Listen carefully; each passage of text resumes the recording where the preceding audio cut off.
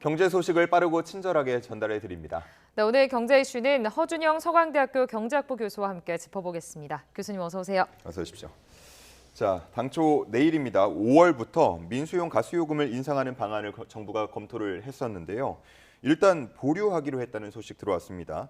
아무래도 물가 때문일까요?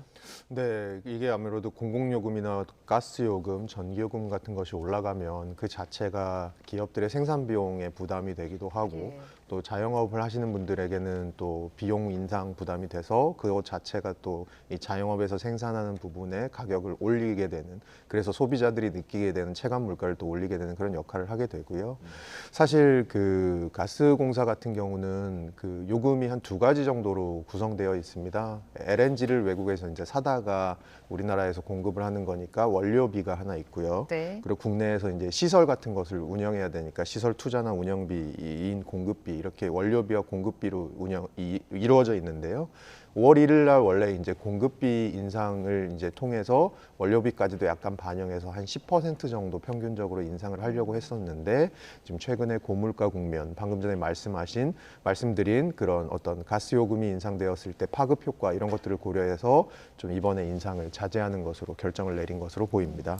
또 이제 가스공사의 미수금이 한전보다 심각한 상황이다 이런 이슈도 있더라고요. 지금 어떤 상황인 거예요? 이게 보면 네. LNG 같은 경우는 사와서 가스공사에서 원가의 한 80%에 이제 팔고 있습니다. 공급을 예. 하고 있습니다. 당연히 그러니까 많이 공급하면 공급할수록 지금 손해가 누적되는 그런 구조고요.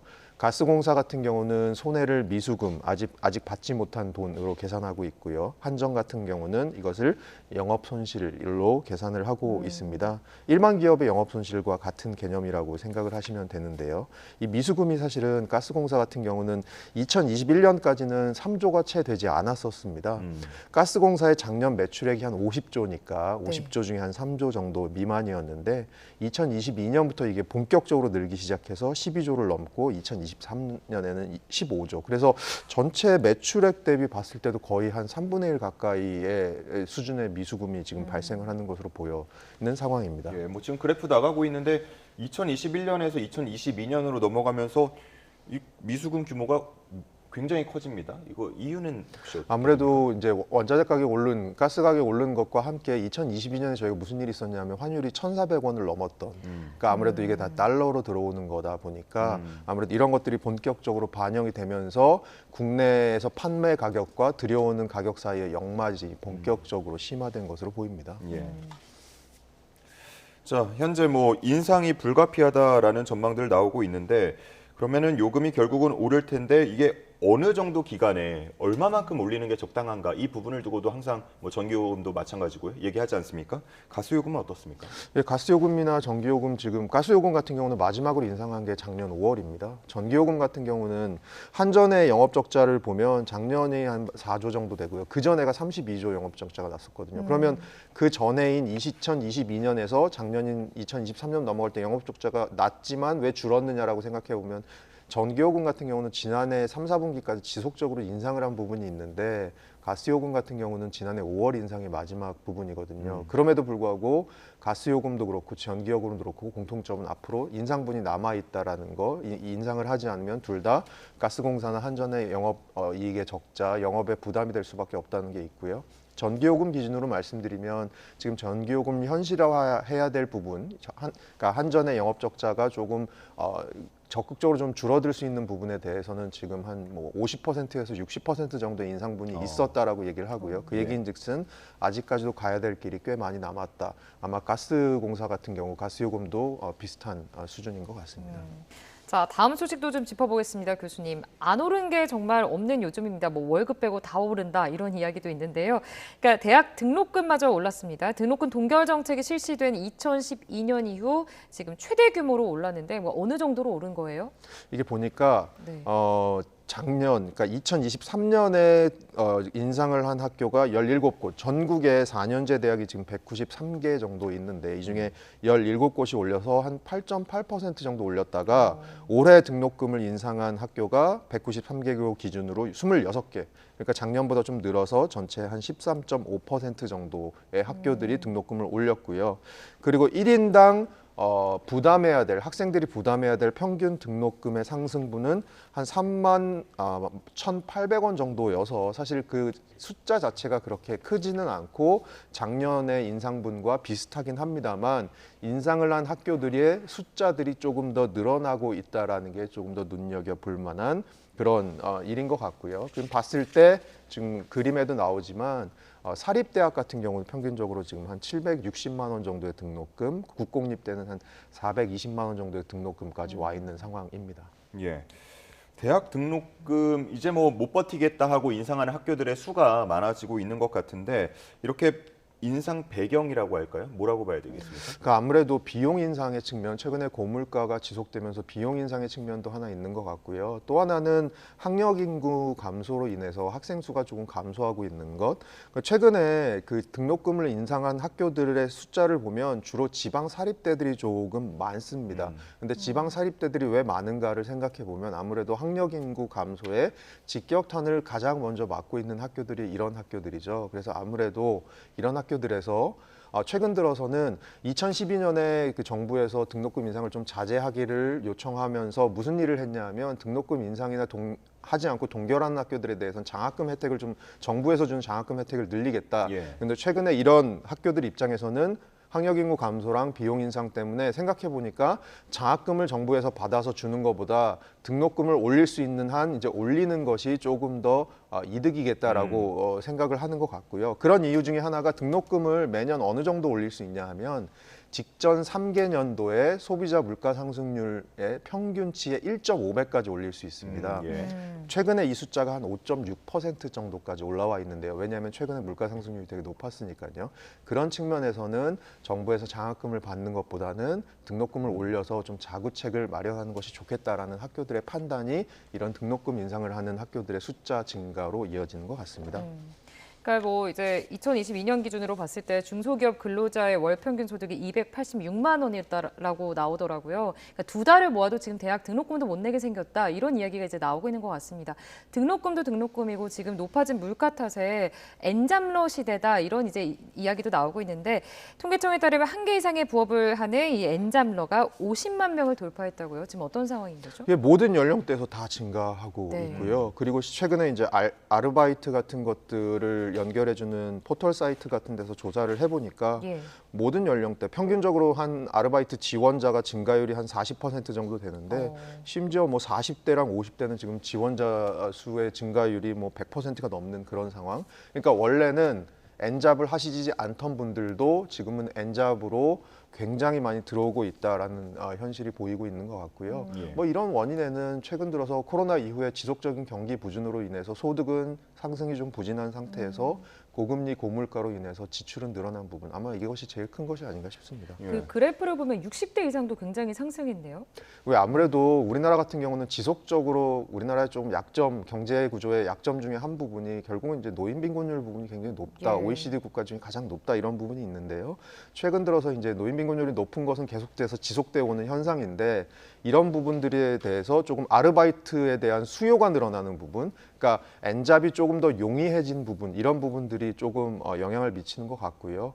뭐 예전보다 평균 수명이 좀 늘어나는 부분 이런 것들과도 관련이 있어서 좀 일을 더 오래 여러 가지 일을 하셔야 되는 그런 부분들이 다 지금 맞물려 있는 것 같습니다. 알겠습니다. 자, 다음 주제도 한번 살펴보겠습니다. 하이브와 어도의 민희진 대표 이사회 소집을 두고 공방을 연일 벌이고 있다고요.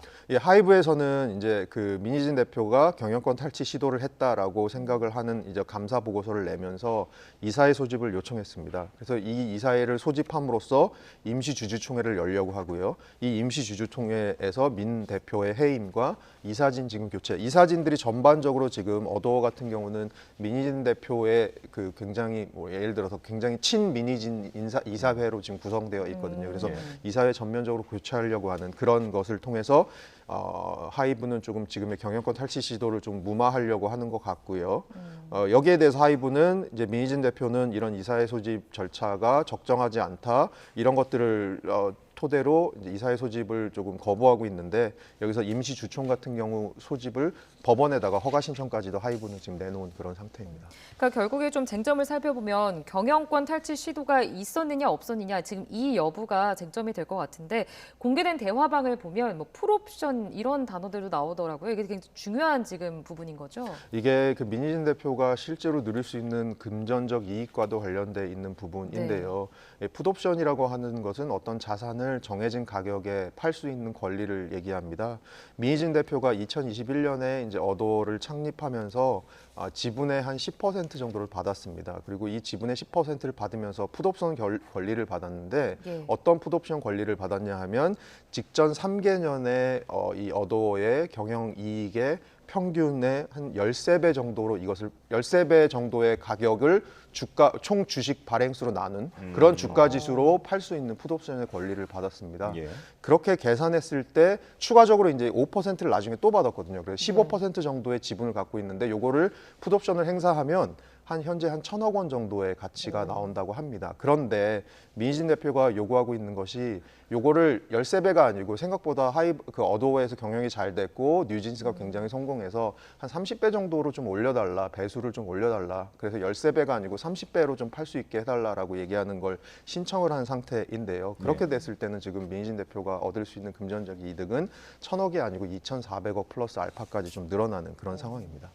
이게 금전적인 이득만 있는 겁니까? 아니면 뭔가 지분 싸움에서도 유리하게 되는 겁니까? 그러니까 지분 싸움에서도 좀 유리한 부분이 있는 것 같고요. 지금 하이브에서 계속 조금 약간 의심하고 있는 부분은 그러니까 사실 저희가 보통 제조업 기업 이런 데 생각해 보면 지분을 좀 싼 가격에 일부러 팔아라, 나에게 팔아라 이런 거를 하기가 그렇게 쉽지 않은 환경인데 이제 여기는 엔터테인먼트 업계고 어도라고 하는 그 자회사라 그러니까 하이브의 자회사에서 뉴진스가 차지하는 비중이 워낙 크고 뭐 뉴진스의 1인 회사라고 생각을 할 수 있는 거죠. 거기에 대해서는 사실 총책임자는 민희진 대표인 거고요. 그런 측면에서는 이렇게 뭔가 편법적인 방법을 통해서 주식을 취득하고 그 주식을 취득함으로써 경영권을 조금 탈취하려고 했던 것이 아니냐라고 그 하이브 쪽에서는 지금 좀 의심을 하고 있는 것 같습니다. 알겠습니다. 자, 다음 주제도 한번 살펴봐야 될 텐데 순살 오명을 얻었던 GS건설이 최근에는 고급 아파트 단지에 가짜 KS 마크를 위조해서 넣은 중국산 유리를 사용한 사실을 인정했습니다. 어떻게 이런 일이 가능했을까요? 그 서초구에 있는 한 아파트인데 여기에 이제 공공적인 부분이 있겠죠. 예를 들어서 연회장으로 쓰는 부분이나 뭐 외벽에 쌓는 유리 붙이는 부분 이런 것들에 대해서 지금 중국산 2,500장이랑 국내산 1,500장을 섞어서 반입하면서 중국산도 KS 마크를 마치 붙인 우리나라산 KS 마크처럼 들어와서 시공을 했다. 근데 이제 시공은 그 외주를 주잖아요. 예. 그러면 이제 GS건설 같은 경우는 뭐에 책임이 있냐면 이 시공 과정에서 관리 감독, 제대로 된 제품들이 들어오고 있느냐에 대한 관리 감독 책임이 있는데 이제 중국산 제품 같은 경우는 우리나라 것들보다 약간 유리가 약하기도 하고 규격에 문제가 있기도 하기 때문에 이게 사실 부실 식용, 향후에 조금 문제가 생길 수 있는 부분이 있습니다. 이 부분들에 대해서 GS가 조금 관리 감독을 소홀히 한 것이 아니냐. 근데 GS는 몰랐다라고 얘기를 하고 있지만 사실은 이제 제가 얘기를 들어보니까 이 KS 마크를 가짜로 붙이면 그것이 굉장히 티가 잘 난다고 하더라고요. 그런 측면에서 조금 관리 감독 소홀 부분이 있는 것이 아니냐라는 지금 의심을 받고 있는 것 같습니다. GS건설 쪽에서는 정품 유리로 재시공하겠다 이렇게 지금 약속을 한 상황인데 그러니까 GS건설이 그 철근 누락 사건에도 그 이슈가 있었잖아요. 그러니까 이번에 아무래도 뭐 신뢰도나 브랜드 이미지의 타격을 피할 수 없을 것 같습니다. 어떻습니까? 제가 이 아침에 나와서 방송을 한 게 벌써 1년 좀 넘은 것 같은데요. 1년 전에 여기서 그 얘기를 했었던 예. 지난해 딱 1년 맞아요. 전쯤에 그 얘기를 했던 것 같습니다. 예. 그래서 순살 뭐 GS라고 해서 철근이 좀 누락돼서 시공된 부분이 있지 않나라고 해서 사실은 우리나라 굴지의 건설업체인데 조금 브랜드 이미지의 타격이 잊을만 하면 이런 일들이 벌어져서 좀 있을 것 같다는 생각은 듭니다. 알겠습니다. 자, 끝으로 뉴욕 증시 마감 상황도 살펴봐야겠습니다. 3대 지수가 일제히 상승했다고요? 예, 테슬라가 15% 상승했는데 어. 테슬라가 최근에 안 좋았는데 중국에서 자율주행 차량 성능에 대해서 중국 정부로부터 합격점을 받아서 조만간 완전 자율주행 차량에 대해서 소프트웨어를 중국에서 출시 푸시할 수 있다라는 기대감이 있었던 것 같고요. 그 다음에 그 애플 같은 경우는 최근에 투자사들에서 조금 투자 상향 등급을 하고 있어서 이런 것도 좀 오른 부분. 그래서 전반적으로 3대 지수 다 올랐고요. 이번 주에 좀 눈여겨 보셔야 될 부분은 어쨌든 내일 모레 우리나라 시간으로 내일 모레 새벽에 나오는 FOMC 결과. 뭐 금리는 동결일 것으로 보이지만 향후의 금리 향방에 대해서 불확실성이 지금 그 어느 때보다도 높은 상황이거든요. 그래서 과연 연준의 입이 향후의 금리 향방에 대해서 어떤 발언을 하느냐 여기에 따라서 미국 주식 그리고 우리나라의 금리 정책도 많이 영향을 받을 것으로 보입니다. 예, 네. 항상 뭐 테슬라가 오르면 국내 전기차나 2차 전지, 자율주행도 영향을 받곤 하는데 오늘 움직임 한번 좀 살펴봐야겠네요. 네, 그렇습니다. 자, 여기까지 짚어보겠습니다. 허준영 서강대 경제학부 교수와 함께했습니다. 고맙습니다. 고맙습니다.